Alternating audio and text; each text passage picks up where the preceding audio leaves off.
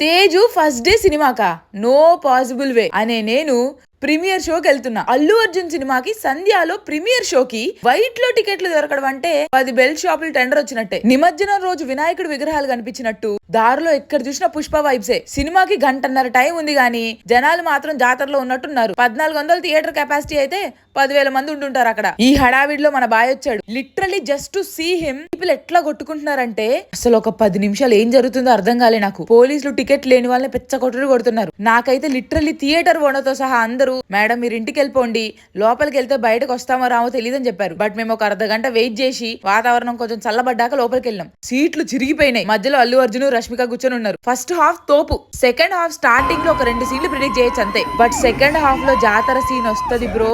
మనకి సీట్ లోనే పూనకాలు వస్తాయి. ఇది నేషనల్ అవార్డు కాదు, ఆస్కార్ లెవెల్ పర్ఫార్మెన్స్. అసలు థియేటర్ లో ఒక మాస్ హీరో పర్ఫార్మెన్స్ కి మాస్ ఫ్యాన్స్ క్లాప్స్ కొట్టారంటే ఇమాజిన్ ఆ పర్ఫార్మెన్స్.